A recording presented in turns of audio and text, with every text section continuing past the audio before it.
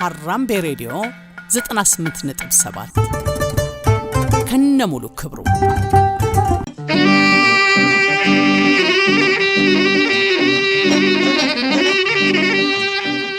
ሁለቱ የግራዚያኒ ገጽታዎች በደም የተጻፈ ታሪክና የሐቅ ትግል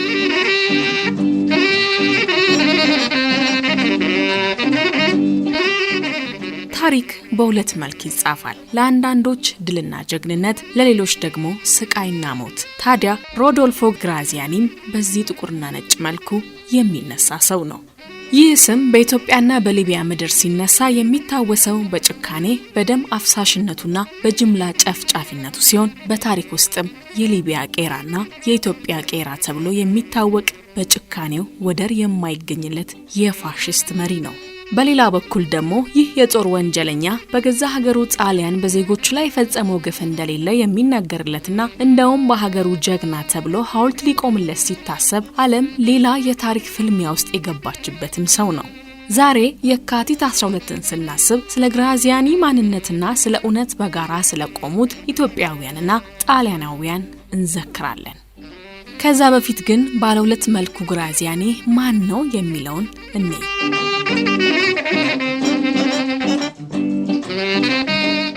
ሮዶልፎ ግራዚያኒ ነሐሴ 11 ቀን 1882 በጣሊያን ፊሊቴኖ በተባለች አነስተኛ መንደር ተወለደ። አባቱ ሐኪም የነበሩ ሲሆን ልጃቸውም የእሳቸውን ፈለግ ተከትሎ የሕክምና ባለሙያ እንዲሆን ይፈልጉ ነበር። ነገር ግን ግራዚያኒ የአባቱን ፍላጎት ወደ ጎን በመተው ወደ ወታደራዊው ዓለም ለማምራት ወሰነ።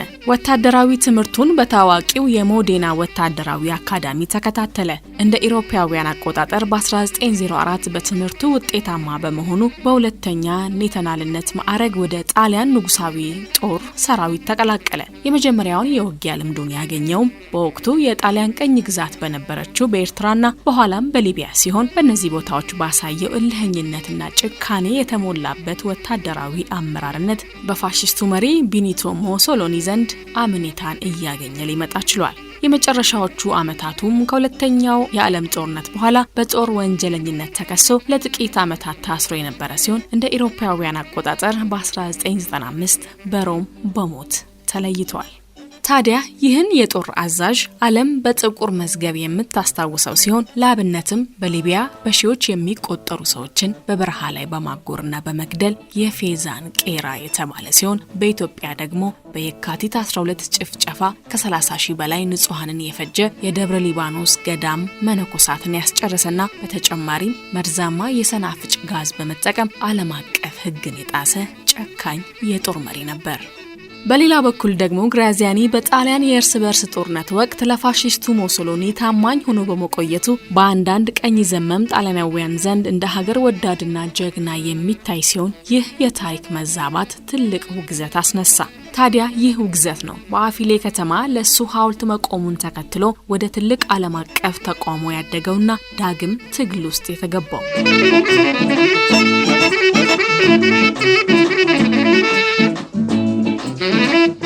የሐውልቱ ውዝግብና የኢትዮጵያውያን ተቋሞ ክስተቱ የተፈጸመው እንደ ኢሮፓውያን አቆጣጠር በነሐሴ 2012 ከሮም በስተደቡብ በምትገኘው አፊሌ በተባለች ከተማ በጣሊያን መንግስት የገንዘብ ድጋፍ ለግራዚያኒ የመታሰቢያ መቃብርና ሐውልት በተመረቀበት ወቅት ነው። ይህ ተግባር ግራዚያኒን የጭካኔና የፋሺዝም ተምሳሌት ነው በሚሉት ኢትዮጵያውያንና ጣሊያናውያን ዘንድ ተቃውሞን አስነሳ።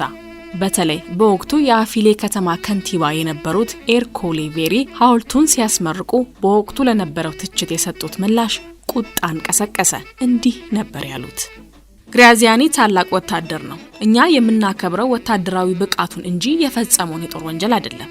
ይህ ሐውልት ለአፊሌ መንደር የቱሪስት መስህብ ይሆናል ነበር ያሉት። ይህ ንግግራቸው በጣሊያንና በዓለም አቀፍ ደረጃ ከፍተኛ ቁጣንና ውግዘትን አስከተለ። በዚህም የዓለም አቀፍ የፍትህ ጥምረት ለኢትዮጵያ ጉዳይ ወይንም ግሎባል አሊያንስ ፎር ጀስቲስ ዘኢትዮጵያን ኬዝ የተባለው ድርጅትና በውጭ ሀገር የሚኖሩ ኢትዮጵያውያን እንዲሁም የጣሊያን ግራ ዘመም ፓርቲዎች ታላቅ ተቃውሞን አስነሱ። በተለያዩ ሀገራት ባሉ የጣሊያን ኤምባሲዎች ፊት ለፊት ተቃውሞ ሰልፎች ተካሄዱ። በዚህ ስፍራ ላይ ቁጣችንን ለመግለጽ የተገደድነው የዓለም ግሎባላይዜሽን በሚል ስልጡን ቋንቋ በመካከላቸው የሚፈጠሩትን የፖለቲካና የኢኮኖሚ ቅሬታ እያለዘቡ በሚረዳዱበት ዘመን ኢጣሊያ የ77 ዓመት ቂም እንዲያገረሽ ለጦር ወንጀለኛ ሰው ሐውልትና መናፈሻ በመታሰቢያነት መገንባቷ የሚከተሉት ስጋቶችን ስላሳደሩብን ነው። ኢትዮጵያ ለተፈጸመባት የጦር ወንጀል በታሪካዊነቱ በየዓመቱ እንዲዘከር ከማድረግ ባለፈ ያለችው ነገር ሳይኖር ጩኸቴን ቀሙኝ ሆነና ለፋሽስት ጨፍጫፊ ሰው መታሰቢያ የመቃብር ሐውልትና መናፈሻ መገንባት ዛሬም ቢሆን በኢትዮጵያ ላይ ያላት አቋም ጤናማ አለመሆኑ ከማመልከቱም በላይ ለሶስተኛ ጊዜ በኢትዮጵያ ላይ ጦርነት ከማወጅ ተለይቶ የማይታይ በግራዚያኒ መታሰቢያ ግንባታ ዝምታን የመረጡ ሀያላን መንግስታት በዚሁ ይዘታቸው ከቀጠሉ ዓለም ዳግም በፋሺዝምና በናዚዝም ሽብር እንዳትናወጥ የሚታደጋት እንደሌለ የግራዚያኒ ሐውልት በግልጽ ይናገራል።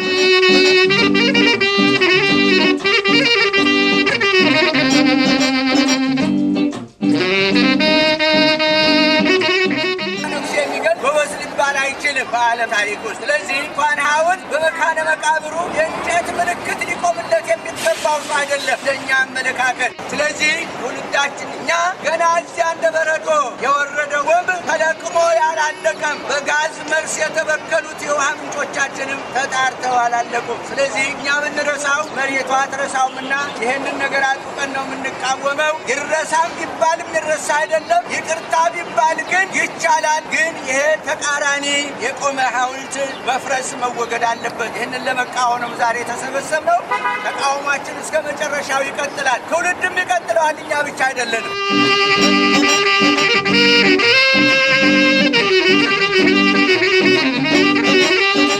ከተቃውሞ ባሻገር የዓለም አቀፍ የፍትህ ጥምረት ለኢትዮጵያ ጉዳይ የተሰኘው በዋናነት በአቶ ኪዳኔ አለማየሁና በባልደረቦቻቸው የሚመራው ድርጅት ጉዳዩን ወደ ሕግ በመውሰድ በጣሊያን ውስጥ የሕግ ባለሙያዎችን በመቅጠርና ክስ በመመስረት ትልቅ ሚናን ተጫውቷል። አቶ ኪዳኔ በወቅቱ ያለውን ሁኔታ ለዶቼ ቬለ የሰጡት ቃል የሚከተለውን ይመስል ነበር።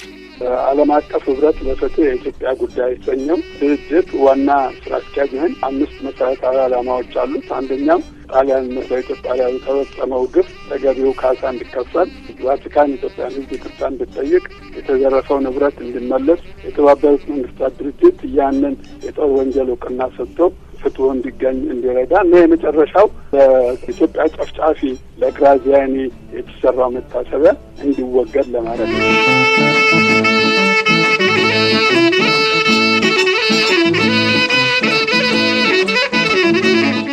በዚህ ታሪካዊ ክስተት ላይ ከኢትዮጵያውያን ባሻገር ደማቅ ታሪክ የጻፉት የጣሊያን ዜጎች ሲሆኑ ከተቃውሞ ጀምሮ እስከ የፍትህ ውሳኔው ድረስ በመሳተፍ ለፍትህ መቆም ድንበር እንደሌለው አሳይተውበታል። ለአብነትም የጣሊያን የአርበኞች ማህበር አምፒ አባላት በዋነኝነት ከኢትዮጵያውያን ጎን በመቆም በጣሊያን ውስጥ በከፍተኛ ድምጽ ተቃውሞን በማሰማትና ጉዳዩን ወደ ፍርድ ቤት በመውሰድ ሐውልቱ እንዲፈርስ ለህግና ለፍትህ የታገለ ማህበር ነበር።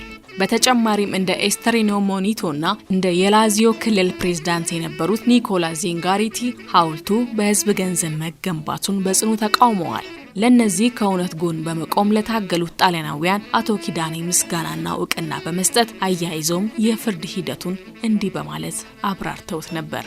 ስለዚህ ስለ ግራዚያኒ መታሰቢያ ጉዳይ አምፒ የሚያደርገው አስተዋጽኦ እርግጥ የሚያስመሰግን ነው። ግን ከዚያም በላይ ልዩ በእውነቱ ምስጋና የሚገባው የላዚዮ አውራጃ ግዛት ምክር ቤትና አውራጃ ገዢው ሚስተር ኒኮላ ዚንጋሬቲ ናቸው እና አውራጃ ግዛቱ ያ ሐውልት እንዲወገድ በመወሰኑ ያውም በ15 ቀን ውስጥ ነበረ እንዲሆን የወሰነው እና ለዛ የተመደበው በጀት እንዲቋረጥ በማድረጉ እና ያ ካልሆነ ጉዳዩ ፍርድ ቤት እንደሚቀርብ ተወስኖ አሁን በአምፒም ድጋፍ ጉዳዩ ፍርድ ቤት ቀርቦ ግን በሚያሳዝን ሁኔታ ከአንድም ሁለትም ውሳኔ ሳይከናወን ተላልፏል እና አሁን የመጨረሻው ውሳኔ በህዳር ውስጥ እንደሚደረግ ነው ተስፋ የምናደርገው። ይህንን በተመለከተ የጣሊያን ሀገር ያሉ የፍትህ ወዳጆች፣ የኢትዮጵያ ወዳጆች ጣሊያኖችም ኢትዮጵያውያንም ኤርትራውያንም በዚህ ጉዳይ ላይ ተገቢውን ጥረት እንደሚያደርጉ ተስፋ እናደርጋለን። በእግዚአብሔር እርዳታ የዛ ግፈኛ ወንጀለኛ ፋሺስት ግራዚያኒ ሐውልት እንደሚወገድ ተስፋ አደርጋለሁ።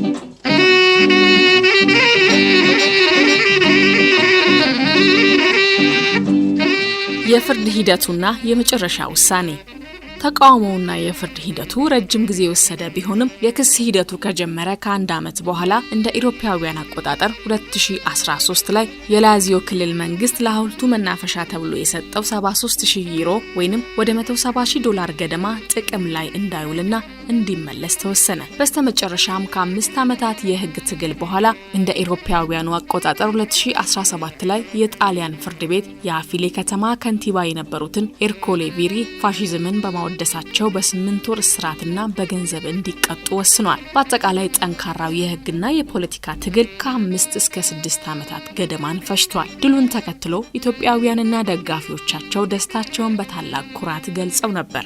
በመላው ዓለም በዲያስፖራ የሚገኙ ኢትዮጵያውያን በማህበራዊ ሚዲያና በስብሰባዎች እውነት ሁልጊዜ ታሸንፋለች በሚል መሪ ቃል ደስታቸውን ገልጸዋል። በጣሊያን ውስጥ ጣሊያናውያን ጸረ ፋሺስቶች ድሉን የዲሞክራሲያዊቷ ጣሊያን ድል አድርገው አክብረውታል። የአፊሌ ከተማ ነዋሪዎች ሳይቀሩ ፋሺዝም በከተማቸው ስም እንዲነገድ ባለመፈለጋቸው በውሳኔው ተደስተዋል።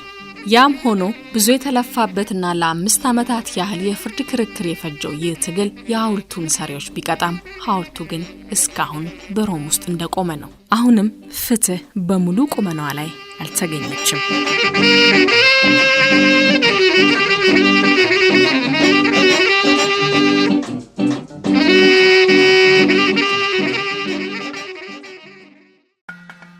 ሀራምቤ ሬዲዮ 98.7 ከነሙሉ ክብሩ